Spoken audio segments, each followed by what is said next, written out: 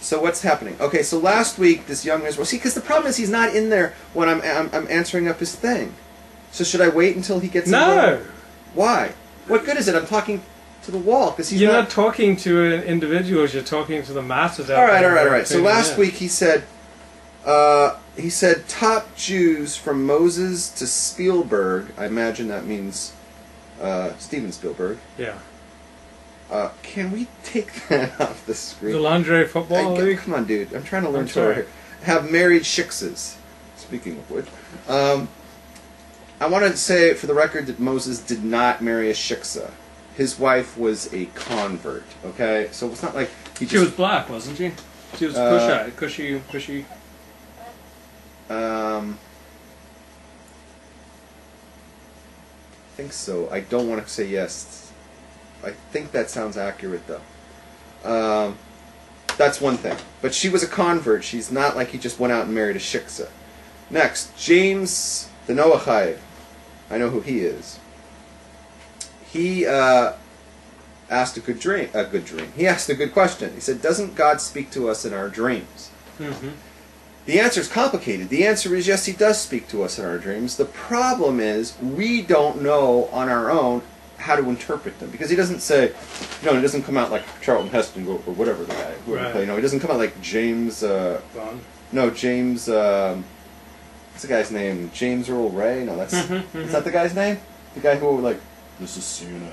Yeah. Right. So it's not like James Earl. It's not. You're not going to get like a James. I want you to run Q77 at night. It's not going to come out like that, okay? Because that would be something like, hey, God just talked to me.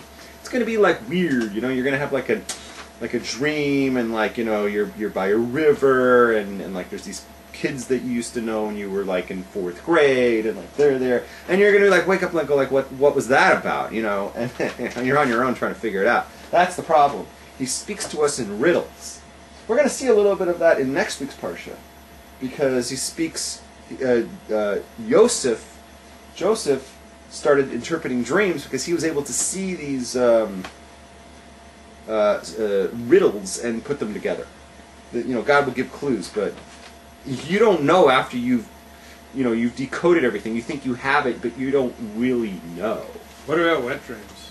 What is Hashem trying to teach us when he sends us wet dreams? Don't eat spicy foods before you go to bed. Okay? Don't sleep on your back.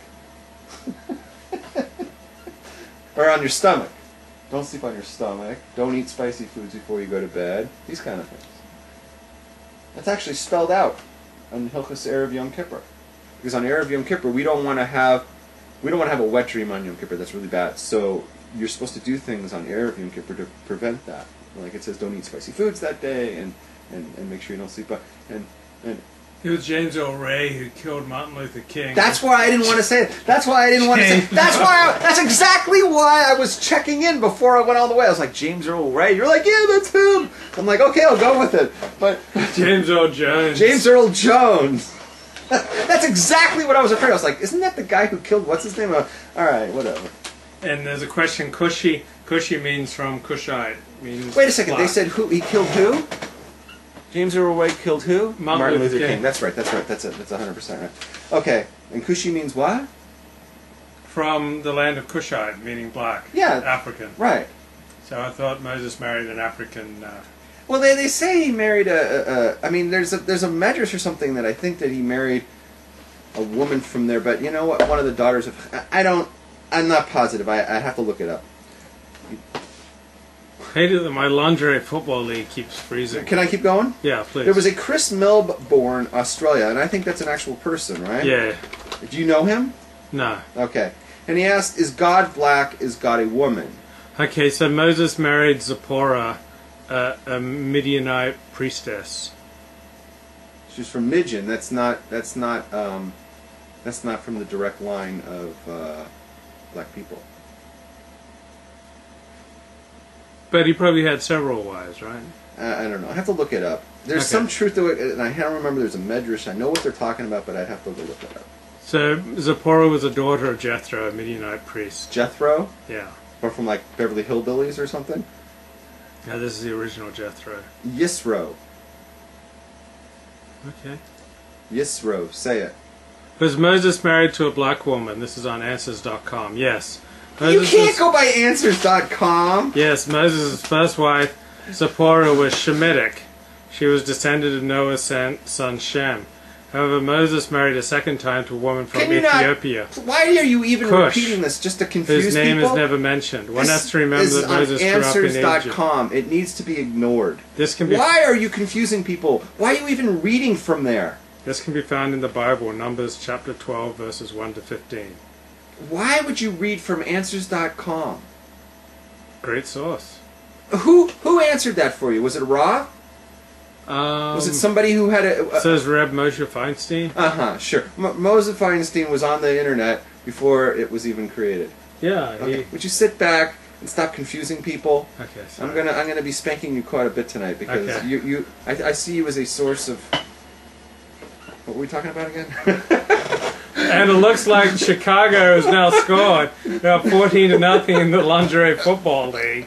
I mean, they are just pouring it on. Whoa! Power run right up the middle. Miss versus Bliss. What a game! And you can find this on MTV. It's streaming live on MTV.com.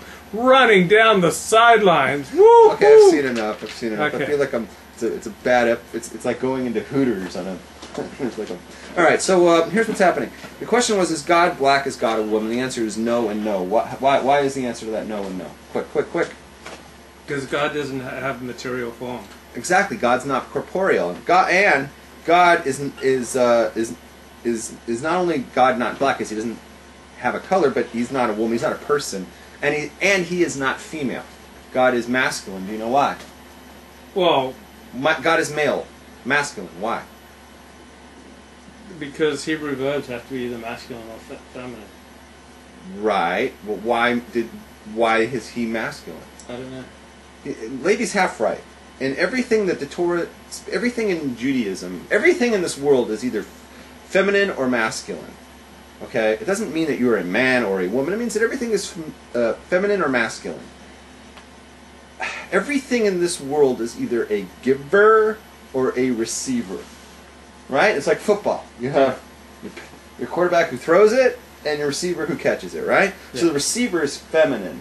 Yeah. Right? You know, like a pitcher and a catcher. A pitcher and a catcher. Terrell Owens is feminine. Yes. Right? And Tony Romo, he would be masculine. Yeah. Okay? I'm the teacher here, so I'm masculine and... I'm feminine because I'm receiving your teachings. Right, that's... At least we know who we are. We are masculine and everybody out there is feminine. Everybody watching us. Leslie. Everybody in YouTube land is feminine tonight. Okay? So in everything in this world there's masculine and feminine. It's giver and taker. Okay? The universe is considered feminine. That's why it takes on a feminine conjugation in the Hebrew language. The earth is feminine. Why? Because God gives the blessings, gives the bracha down to the universe. So God is the giver and the universe is the receiver. Therefore, God is masculine. So God is the giver of all brachas, of all blessings, of all life. He breathes life into the entire universe. Therefore, God takes a masculine conjugation. The universe, which is oilam and eretz and all these things, whether it's the earth or the universe itself, we all take feminine conjugation. Does that make sense? Totally. All right. Any questions on that in the chat room? No. Okay. Then the liberal world protector, who I believe is your other friend, who you don't give me the name of, said Rabs doesn't accept the Rashbam. The Rashbam is a Christian heretic, a man who doesn't know the word perik. So, there are 3 questions he asked here, and my first reaction is, what a moron. First of all, I never said I don't accept the Rashbam. I said a particular quote of the Rashbam is not in our Masorah. There are plenty of things written by all of our Rishonim. The Rambam, Rashi, Tosfos, right? You're gonna follow? Are you listening to me on this? Because you also buy into this crap. Okay? There are many things written by all of them. All of that is